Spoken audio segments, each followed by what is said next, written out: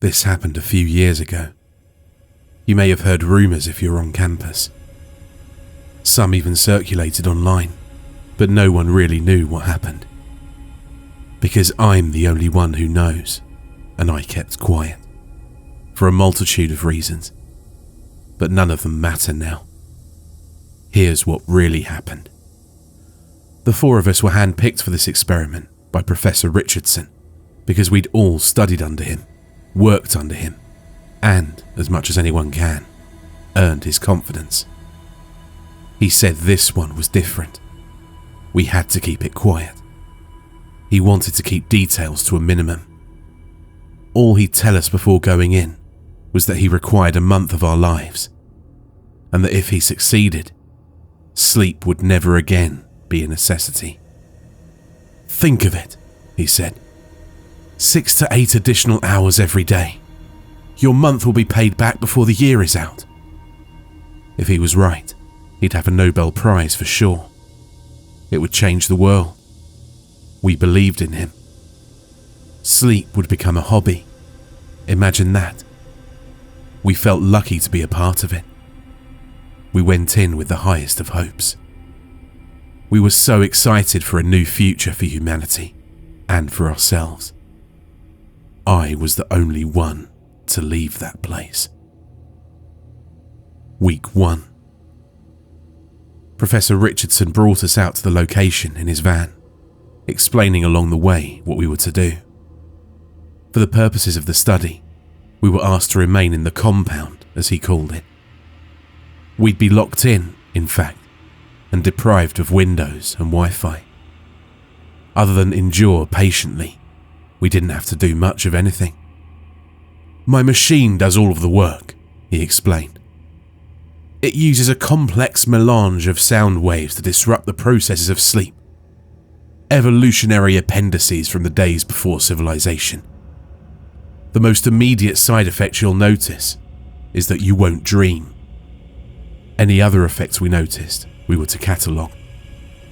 We were, as he said, in uncharted territory, and so we had to map out the dangers, as he put it. The immensity of the project was inspiring enough. Then we saw the compound. The octagon, as it was known. A concrete, octagonal structure built at the end of a labyrinth of dirt roads, somewhere in the backwoods of Searcy, Arkansas. I've never been able to find it again. The professor said it was originally intended as a jail for terrorists, but it was abandoned and never used. It's virtually impenetrable, invisible to satellites. But for us, it had been stocked with all of the comforts we'd require for a month of dedication. I don't think now if any of us expected to really conquer sleep. We thought, perhaps, a reduction in sleep requirements could be possible. We spent a fair amount of the first 2 days speculating on how the machine works with its complex melange of sound waves, and whether sleep really is an evolutionary appendix, as the professor had claimed. By the 3rd day of only getting 3 to 4 hours of sleep, contrary to feeling groggy, we were more awake and full of energy than ever. We were alert and ready to debate these ideas. That's when the excitement really hit us. He really did it, JT said. JT was a big, ginger-bearded guy. The sort of guy who still has a healthy collection of magic cards. We don't know that, James said, always the skeptic. He came from Australia just to study under Richardson, actually. The machine could just be stimulating the adrenal glands to mildly dose us with adrenaline all throughout the day. Even if that was so, wouldn't change the fact that he beat sleep, I said. With our extra time, we were getting in tons of reading, played a stupid amount of video games, and still had plenty of time to sit around and debate. I guess I have to admit it's pretty damn amazing, James said. We all felt it. It was almost euphoric. The excitement we felt for being possibly the first humans to live without the need for sleep. Technically, we still needed a few hours each night still, but we decided together it was more out of habit than necessity. Then, on the fourth day, Don said, "There's something wrong." Don was a serious one. Super serious. He used to be a Franciscan, I'd heard. It showed. He didn't talk that much, but when he did, it was usually worth listening to. This time, he put into words something I'd been feeling, but I guess I just kind of buried it under the excitement. "With the experiment, or?" That was JT. "I don't know," he said. "It's a feeling. This constant uneasiness. Like this isn't going the way it's supposed to be going, or that we're in the wrong place." No, James said. "I think that's it. It's this place. We all knew it was weird when we first saw it, this concrete octagon. But living in it, I think there's something wrong with this place. Like something terrible happened here." "I understood it was never used," I said. "Governments always say that about torture prisons," James said. "It's more than that," JT said. "I feel it too. I thought it was just from lacking windows at first, but that's not it. I think it's the angles. It's like the angles in this building don't add up to what they should." "What if everyone's dead outside?" Don asked. James jumped up so fast, his chair clattered to the ground. "Cut that crap out, Don. Why would you even say that?" "Well, what are you saying?" I asked. "This is a haunted octagon." "Yeah, James," JT said. "Was it built on an octagonal Indian burial ground?" "Okay, you want to play that?" he said. "I can play. Look, the space around us transforms based on how we perceive it. Take a church. The people who go there perceive it as holy. So they do things, like leave their crutches behind when they force themselves to walk, or light their candles or whatever. These changes to the space only enhance the perception of holiness, and influence future visitors to perceive it in the same way, and change it in the same way. Haunted places are the same. For one reason or another, they begin to be perceived as haunted. The more they're perceived that way, the more they're imbued with hauntedness. Even if you've never seen the place before, you pick up on the subtle cues, if you're at all sensitive. In a way, it's true to say it's a haunted space. It's true to say the church is holy. Our interaction with that space has made it something more than just wood and sheetrock or whatever. So what I'm saying is, maybe some things happened here and we're picking up on it. Some bloody awful things. And in that sense, yes, it's a haunted octagon." No, Don said. "Places are considered holy because an authority telegraphs it to whoever will listen. Just like haunted places make a lot of money off of dumb tourists." "Whatever it is," I said, "we all agree something isn't feeling right about our situation. Maybe it's the machine. I say we write it down as a side effect." On that point, at least, we were all able to agree. It didn't put any of our uneasiness at rest, but we wrote it down regardless. We somehow agreed upon the phrasing right away too. Acute sensations that we've entered into something where we aren't welcome. Week 2. We tried our best to ignore these feelings and carry on like we had been. Those first few days had been some of the best in our adult lives, but we never got back to those happy times. I realised around then how short-sighted of Richardson it had been to leave us there without any means of contacting the outside world. When I voiced that opinion, "That's just what I'd been thinking," JT said. "Richardson isn't a dumb guy, you get me? I think he did this on purpose." "Why would he do that?" I asked. "For science, of course," he answered. "It's one of those meta-studies where we're told about one thing, but it's actually about how we react to the experiment, like the Milgram experiments." "Or it's not his choice," James said. The government's making him do it. And that machine's designed to control us. Or some sort of cult, Scientologists. This is a government-built installation, JT said. That actually makes sense. Not the Scientology part, though. Think about it, James started, but I interrupted. Okay, I said. Let's come back down to earth for a second. Best case scenario, Richardson's just a jerk who doesn't care about our personal well-being, right? Give it a rest, Don said, the one I least expected to snap at me. Stop trying to act like the most rational guy in the room. You don't know what Richardson's into. He's into other things he'll never talk about publicly. I looked at the others and saw similar confusion. What are you talking about? I've heard a little about this actually, James said. He has some fringe ideas. Let's just say he's not the respected academic he presents himself to be, Don said. I've read some of the content he doesn't publish. He thinks, and very seriously believes, that there's something else. Something besides this. He knocked on the table. Something more than material stuff. That's not completely strange, I said with a shrug. I was expecting worse. He put it this way, Don continued, ignoring me. Think back to the beginning of existence.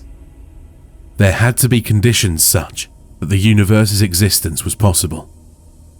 If the universe wasn't possible, then it couldn't have come to exist. Does that stand to reason? We nodded. Okay. And those conditions cannot be material nor laws of matter, since those came into being with the existence of the universe. So, whatever those conditions are, they have to be something other than the basic substance of the universe. Does that make sense? I guess, I said. This isn't turning into an argument for God, is it? He shook his head. It's an argument for a something that continues to exist. Except we can't even say that. Because ideas like something and exist are developed by, for, and within physical reality. This is something pre-physical, something pre-existence. Whatever it is, allowed the universe to spontaneously be. Who knows what else it's been doing these billions of years? Just asking that question is already violating the stipulations, I started saying, my background in philosophy kicking in. Yes, Don said. But he believes. He thinks it's the source of free will. Our brains touch it somehow. And so he believes he can reach it, study it, use it. I didn't get to read much more than that. And if this experiment is something he's not putting on the books, James added, it may have to do with his more peculiar interests. So, instead of eliminating sleep, he's trying to make us see God, I asked sarcastically. I don't know, brother, Don said. I'm just saying, if he thinks the brain touches another reality, this is just the kind of experiment he wants to try to prove his theory. You think he has this room bugged? JT asked. I think he might be in here somewhere, I said, without even thinking of what I was saying. They looked to me, waiting for an explanation, and with what looked like fear in their eyes. Strange we should be so afraid of this man that we admired less than 2 weeks ago. I sometimes feel someone watching me sleep, I explained, my voice starting to tremble. I figured it was one of you at first. I feel it especially when I'm not quite awake, but not quite asleep. Those moments when you wake for a few seconds to adjust your pillow. I could feel and see and hear someone standing over me, just breathing and watching. And I was too close to unconsciousness to do anything about it. Then I just fell back to sleep. I could see the terror filling the other's eyes while I spoke. "I've been feeling it too," Don said, almost in a whisper, like he was scared to be heard. "I thought I was losing it." "Me too," James said. "Someone else is in here," I said. We drew closer together, our eyes darting nervously around the grey concrete room. We were all feeling the same thing, I'm sure. That we were trapped. Trapped inside this horrible building with someone or something else. Wait, JT said. "What would this person be eating? We don't see our food disappearing. There's no way out. There isn't really anywhere to hide. We've got to start being sensible." I let out a sigh of relief, because he was right. "Okay, let's think about this," I said. "Let's say this is another effect of the machine. Phase 2, paranoia." "Phase 2, paranoia," Don said, with a consenting nod. We wrote it down. The next day, when we all gathered together for breakfast, JT asked, "Have you all had any dreams?" We all shook our heads. "Richardson was right on the money with that one," I said. "Mm-hmm," he said. "Do you know feral children don't dream?" "How do we know that?" James asked. "They tell us, the few that get socialised. They say dreaming is something that starts only after. When they have language, object permanence, and all that crap." "What about dogs?" I asked. "Like chasing rabbits in their sleep?" "Autonomic responses." "Maybe language and object permanence impacts only the ability to remember dreams," James said. "Both are consistent with the superficial data. The onus is on you to prove otherwise." JT scoffed. "What's your point anyway?" Don asked. "The point is, being dreamless. Do you think it's healthy? I don't think it's healthy. I think the machine isn't making us not need sleep. It's making us not feel tired. I think all of this might be happening because we aren't dreaming." "We can't really answer, can we?" James said. "Dreams naturally accompany REM sleep. So we don't have any studies that differentiate between the effects of not dreaming and of not sleeping. Or maybe we are dreaming and the dreams are just going somewhere else," JT said. I didn't know what he meant by that. No one did. But we all stopped talking then and dispersed. Something about it felt too true. Week 3. Our gatherings for theoretical discussions became rarer and rarer. We tended to isolate ourselves and eyed each other with suspicion. I still had those feelings of uneasiness and of unwelcomeness every day. And each night, the figure standing over me. I was sleeping even less now, about an hour tops. So little sleep that I'd started to catch it running away. The last time, I was awake enough to see where it was going. It's this one particular corner of my room that always struck me as peculiar. I caught myself staring at it, even when I didn't want to. It's a point where the angles are strange. My eyes had trouble focusing on it. The figure skulked straight to that point and disappeared into it. When I woke up fully, I questioned whether I'd hallucinated the whole thing. Perhaps phase 3 was hallucinations.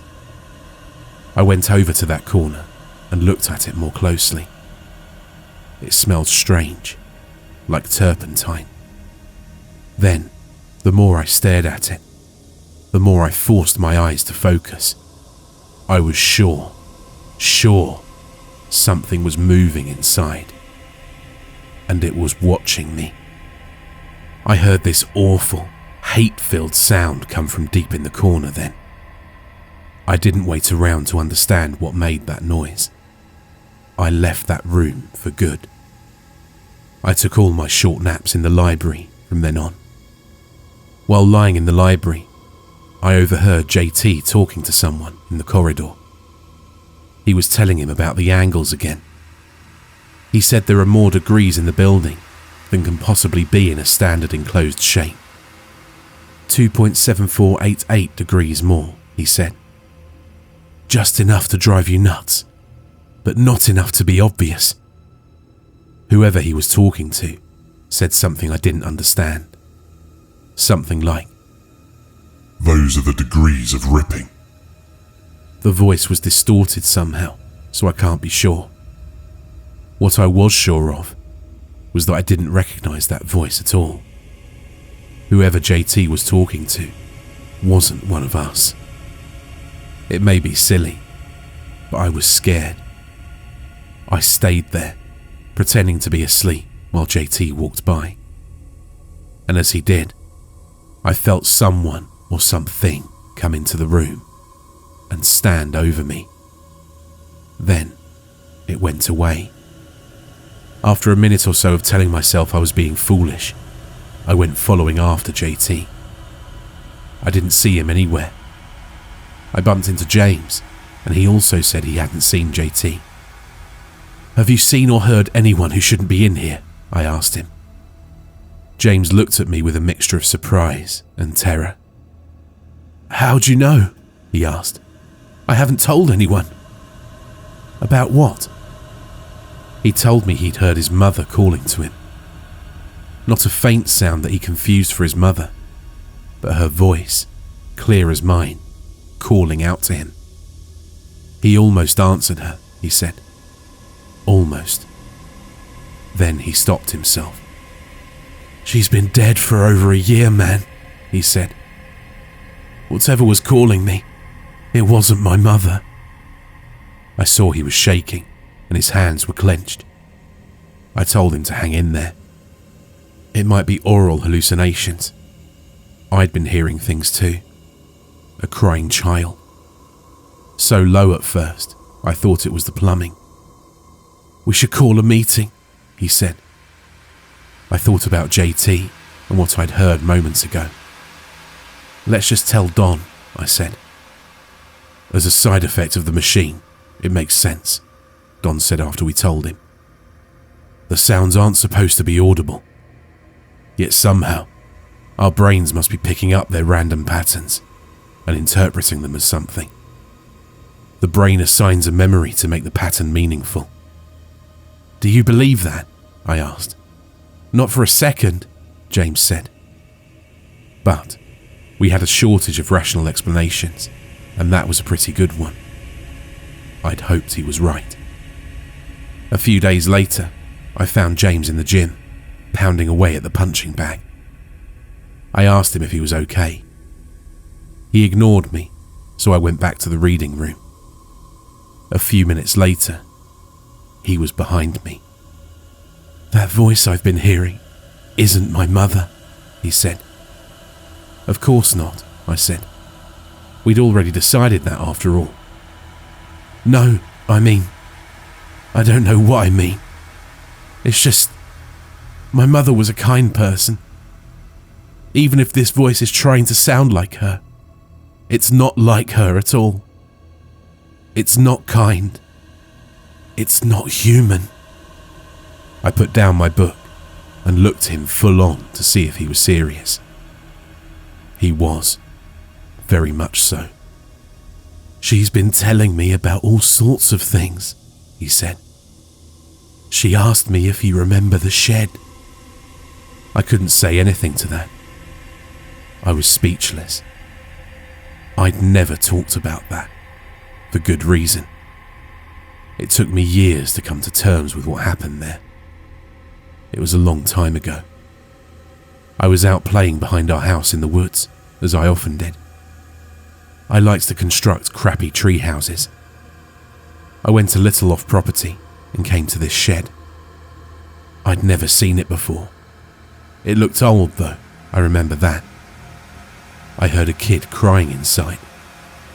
Thinking I might have a friend to make tree houses with, I looked through the window. The kid was all chained up, and there was a dog bowl on the floor. I wanted to help, but I knew I was trespassing. I looked around. That's when I saw this man, off about 20 feet into the woods. He was dressed all in black, old-fashioned clothes, like 19th century clothes. He had to have been watching me the whole time, expressionless. I went running all the way home. I was so scared, I didn't tell my parents about it until I was supposed to go to bed. And I had to explain why I was terrified to go to sleep. They had the cops out right away. They found the shed. I heard they found the chains and the bowl. But the kid was gone. I've always blamed myself for not helping the kid right away. "Do you?" James asked. "Yes." "Okay, well, she's been telling me how to get out." I looked at him without a word, because he sounded so manic. "She said there's a secret exit inside JT. We just have to cut him open to get to it." "James," I said, unsure what else to say at that point. "Oh, I know," he said with a gulp. "I know it's not true. I just had to tell someone. I don't know what's going on in this place," he added. "I'm scared, man." So was I. We had to get out of that octagon. Week 4. James and I started looking for ways out after that. Since we weren't sleeping at all now, we had plenty of time to do it. Every time we thought we'd found something, it was a dead end. It was while we were doing this that we saw Don standing alone in the corridor with his back to us. "What's going on?" James asked me. Something about it just seemed strange. "Don, you okay?" I called. He turned around and with a smile gave us a big wave. "Bye guys," he said, and walked around the corridor. I looked at James to see if he was thinking the same thing as me, that something bad was about to happen, and he was already looking back at me. We took running after him. He was at the end of the next corridor already, getting in the elevator. "Don, no!" we shouted and ran after him, but the doors closed before we got there. He went up. The thing is, the octagon is a 1-floor building. There's no elevator. Never before or after. I don't know where Don went, or if what I think I saw really happened. But all I know is I never saw Don ever again. "I don't understand," James said. "What's happening?" Before we could take time to think about it, a group of people rounded the corner and were walking towards us. "I think we should go," I said. "Who are they?" he asked. "James, let's go." "Why are they blurry?" "I don't know, but we're going." I grabbed his arm and pulled him with me. Then I ran. I ran until I got to the kitchen and hid myself between the wall and the fridge. I was sure James was right behind me. I could hear his footfall the whole way. But when I looked, he was gone. I stayed there until my body couldn't really take it anymore. Probably a few hours. When I slipped out, I saw someone peering at me from around the doorway. I was so startled, I backed up against the wall. It was a little boy. "Hello?" I said. Then I heard screams. The boy was gone. More screams. I couldn't just leave someone in distress. Not again. I ran towards the screams, scared of what might be happening to James. I heard a scream again, but this one choked out. It was coming from JT's room. I wished then and there, and still wish, I hadn't opened that door. James was in there. He'd sliced JT open, and he was feeling around in his guts. The shocked, agonized expression was frozen on JT's face. "What did you do?" I asked. "I have to get out," James said, as he dug through JT's intestines. I backed out of the room. I didn't know what else to do. I just had to find somewhere to hide until Richardson could get us out of there. Once I was out of the room, I heard James saying, "Mum?" And then, "Oh no, oh no." And then he screamed. I ran back in. James was gone. The doorway to the room hadn't left my sight. There was no way he got out. But he was gone. A noxious black smoke was coming from JT's abdomen. It smelled like burning tires. I went back to the kitchen. I found a supply of candles. I melted some wax onto paper towels, and I stuffed my ears with it. Then I curled up in a corner with my eyes closed and waited for sleep to come. I waited a long time, but eventually it came. When I woke up, Professor Richardson was shaking me. He'd already pulled the paper towels out of my ears. I thought he'd come early. I found out later I'd been asleep for several days. He asked me where the others went. I told him everything. As much as I understood, anyway. I tried to take him to JT's body, but it was gone. Not a trace of blood. He took me to a hospital after that to make sure I was okay. "I'll foot the bill," he said. "Also, you can forget about your student loans." "Is that how it is?" I asked. "I put you in danger," he said.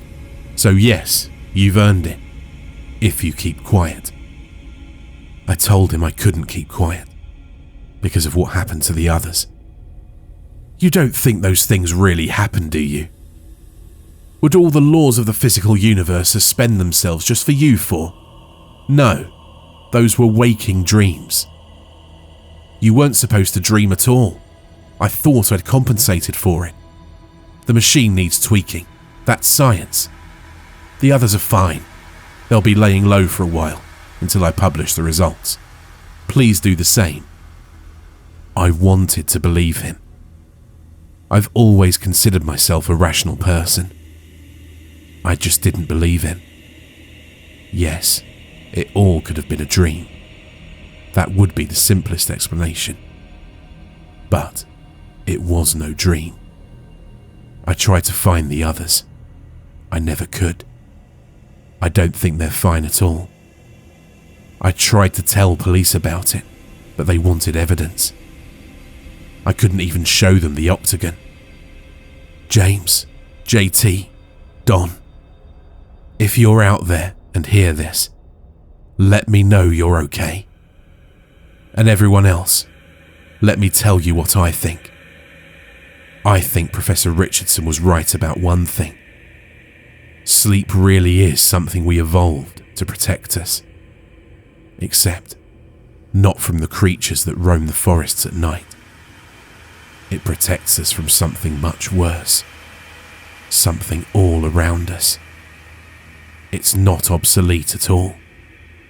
Thank whatever you believe in, that you have sleep, and that you dream.